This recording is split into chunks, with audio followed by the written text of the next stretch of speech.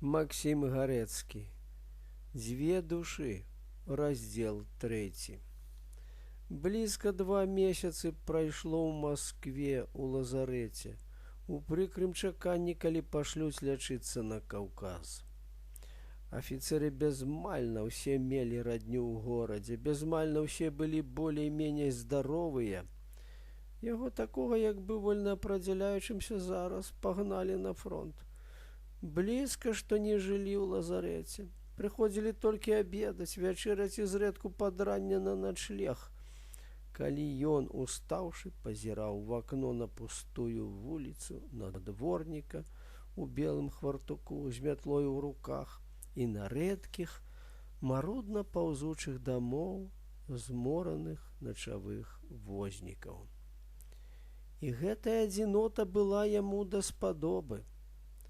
Толькі дужа не давалі спакою мухі, і Абдзіраловіч выходзіў у садок, у будачку, абвітую дзікім вінаградам, ці чытаў кніжку, ці проста сядзеў на сонейку. Хворае цела перашкаджала думаць, і было толькі адно троху многа рэльефнае чуццё. Бурлячая рэвалюцыя праходзе, вось, міма.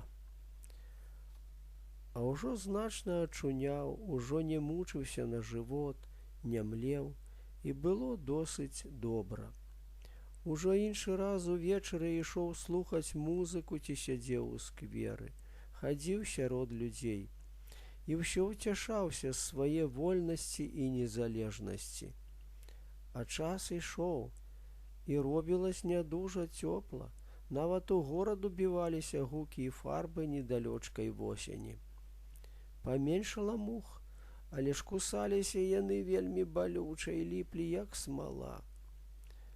Чарод адпраўкі не падхадзіў, і тонкае, маўляў, джала вужакі, нуда на незлавімае мгненне датыкалася да сэрца і надта пужала. За сталом афіцеры гаманілі аб хамстве народа, пад маскаю прылік, еле са злосцю ў душы, як быццам жартліва, спіраліся аб палітыцы з таварышам няняю, што насіла стравы на стол, ці вылічалі волю пакарнейшаму і найцішэйшаму бежанцу, таварышу санітару, который не разумеў, аднак, за якую волю ён знялюбіў ім. Можна было ізноў распусціцца з нервамі. Трэба барзджэй выязджаць, думаў Абдзіраловіч, седзячы ў скверы і гледзячы на гуляннікаў. Нейкі работнік у сіняй замасленай блюзе пад выпетранай шынелькаю без пагонаў ішоў, хапаўся. Ён пацягнуў за сабою пагляд сваім, здаецца, надта знаёмым абліччам. «Васіль!» — гукнуў зняцейку для сябе Абдзіраловіч, і работнік прыстоіў, пазнаючы яго. «Ігнат Восіпавіч!» — з нясмелаю радасцяй прамовіў ён. Не ведаў, парукацца яму ці не. А я, любы Васілёк, я самы! А як жа рад нечаканай сустрэчы з табою ў чужой Маскве!» І абшчапіў яго шчыра і проста. Пацалаваліся. «Васілёк, як быццам мяне чаго саромішся!» — казаў Абдзіраловіч. «Што ты, галубец? Прысядзь, родненькі, пагамонім. Цяпер аджа не тая пара. Памятаеш, як цябе, ніжняга чына, не пусцілі са мною ў залю першага класа ў Смаленску?» «Так», — ухільна адказаў Васіль, марудна трапляючы на патрэбны тон, а быў і ён здаволены. «Ці ж ты не салдат ужо?» — спытаўся Абдзіраловіч. «Не, мяне выпісалі з часці, і я працую на фабрыцы. Жыву з маткаю».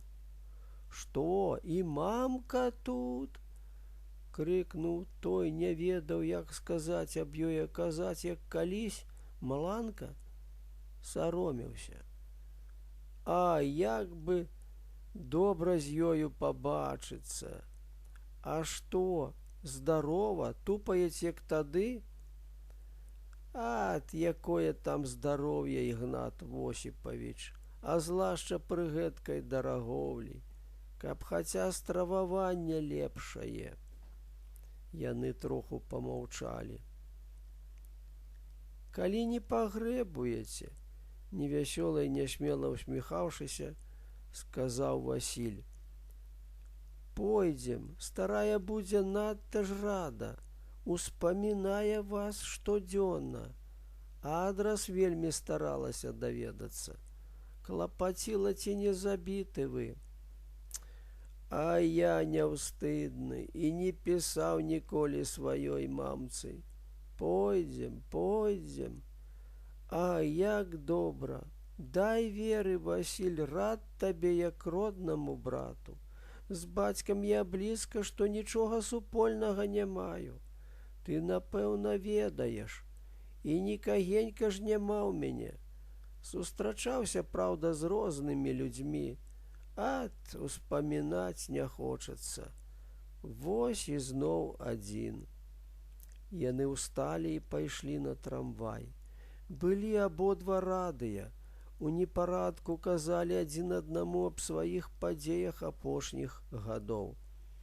І прапаршчык не пазнаваў даўнейшага Васіля, неклапатлівага, вясёла няўважнага пастуха, потым работніка ў прудзе, млыне. У яго на вачах быў сур'ёзны, удумлівы, крыхачку хмарны работнік, который найлепей разважаў аб значэнні падзеі, быў гарачы паклоннік недалёчкай сацыяльнай рэвалюцыі. Той афіцэр нават некалькі разоў счырванеў за сваё няведанне і збочнае сугляданне крывавага змагання. Ехалі амаль не цэлую гадзіну ў незнаёмы край горада. Яшчэ доўга ішлі па нячыстых вуліцах, загароджаных велізарнымі непрыгожымі дамамі, сярод фабрычных комінаў і каля высачэннага плоту. Мне добра, блізка да фабрыкі, хваліўся Васіль. Збочылі вузенькі завулак, узышлі на аграмадны панадворак з некалькімі павароткамі, са смуродам ад дзёгцю і вапны, з-пад абыяк збітых дашчаных патрэбных каморак і ўрэшце ачынуліся каля нізенькага ўвойсця ў падвал. Васіль пастукаў. Наш палац, сказаў ён. Хто там? Ты, Васілька? Пачуўся Абдзіраловічу знаёмы голас нянькі. Я, мама, я, з госцем, адчыні. Аббітыя калматаю рагожай дзверы скрыгнулі, і тады на парозе паказалася яна, без пары вельмі старая, з абгаркам свечачкі ў руцэ.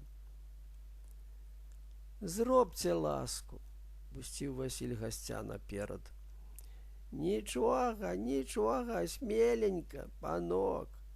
З пытаннем у вачах запрашала і яна, устаўляла абгарак у адбітае дно бутэлечкі з папераю. Не прызнаешся, мамка, працягнуў Абдзіраловіч рукі. А хто ж вы, панок? І трошку памаўчала і паўзіралася. Раптам неяк пісклява гайкнула яна і кінулася да яго. Панічочак наш, Ігналік, ах, Ігналік, і схапіла за рукаў. Слёзы папаўзлі ў яе па зморшчынах. Яна згубілася ў парадку.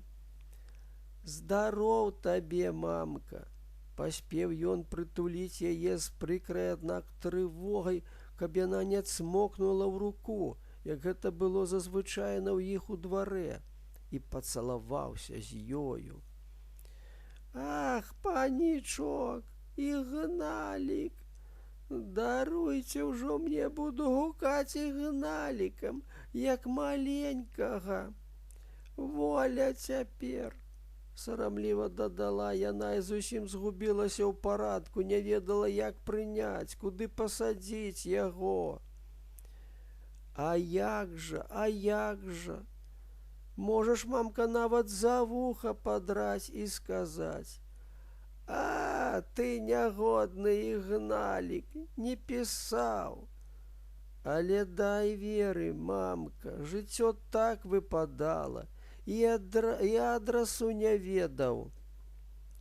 Васіль маўкліва барабаніў трубою самавара і з чорным ад вугаля кошыкам у руцэ шмыкнуў некуды за дзверы.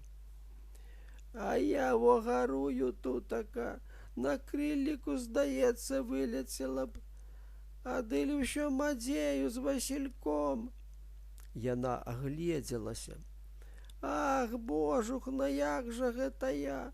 На самавар дык і забылася, не паставіла. Думала, Васіль у камітэтах сваіх заначуе. Бальшавік жа ён у мяне. Ай, бальшавік. І Бог святы ведае, да чаго яно дойдзець. Усё гэта. Пэўне, да Карпавіча па вугале пайшоў. Той таксама за бальшавікоў цягнець. Яшчэ злей. Збівае з розуму і нашага мальца. Заўсёды гамоняць, ды шашакаюцца.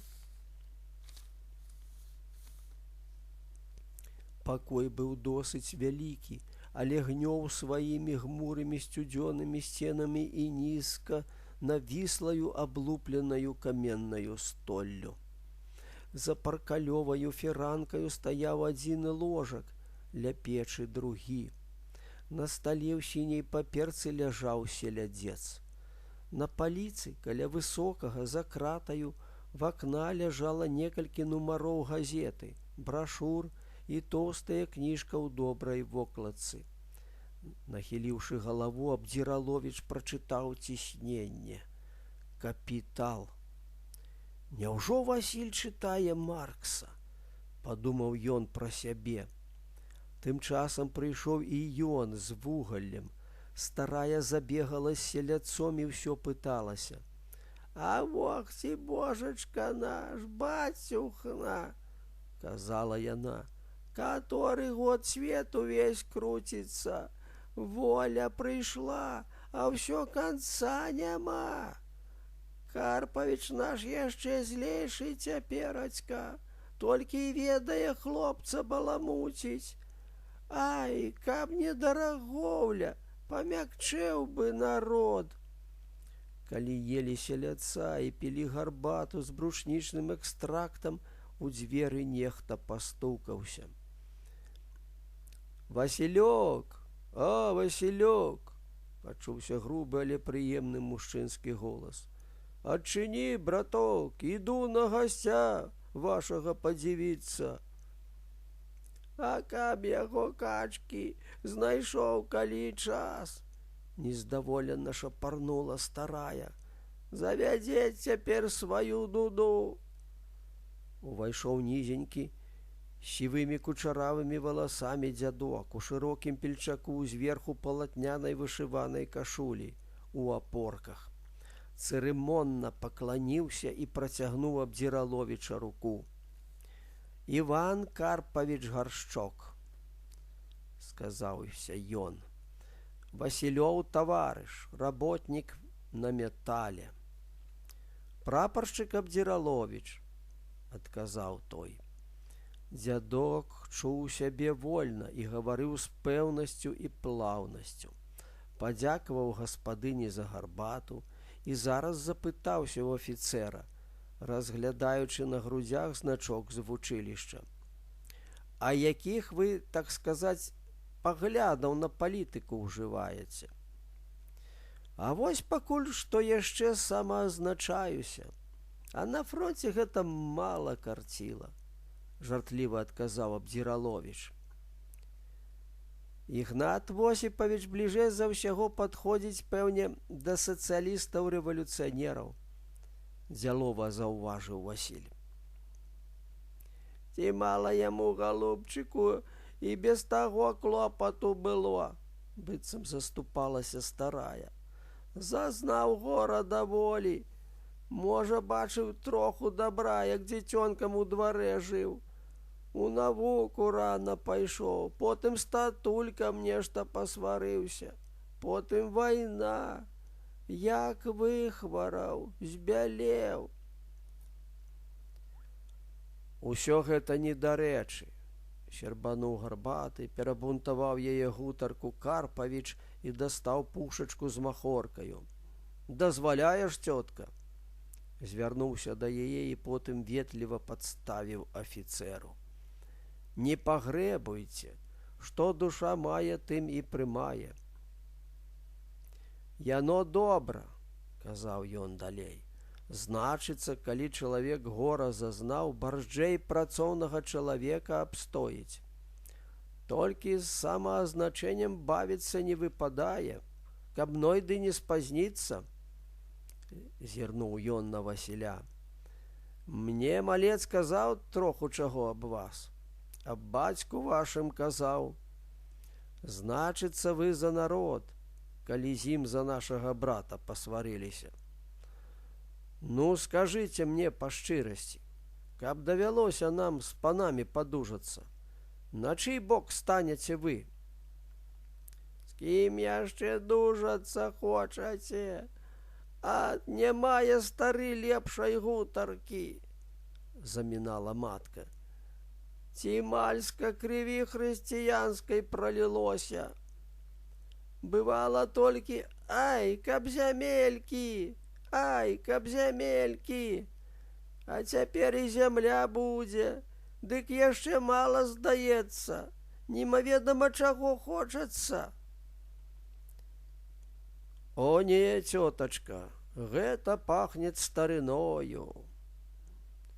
Не, даволі мы ў іхныя рукі нацалаваліся. Раптам загневаўся Карпавіч. Сячы трэба да карэння, шкадаваць іх, як нашы гальшанскія князі. Старэйшы сяляну пятлі давіць, а маладзейшы тут у камітэтах бегае, за народ быццам. Не! Позняй начою варочаўся Абдзіраловіч у лазарэт. Васіль правадзіў яго да вялікай вуліцы. Крэпка жмаў яму руку і прасіў не браць у крыўду словы Карпавіча, бо і Карпавіч добры чалавек, і аб ім нічога благога не думае і ведае, што ён афіцэр, а стаіць за народ.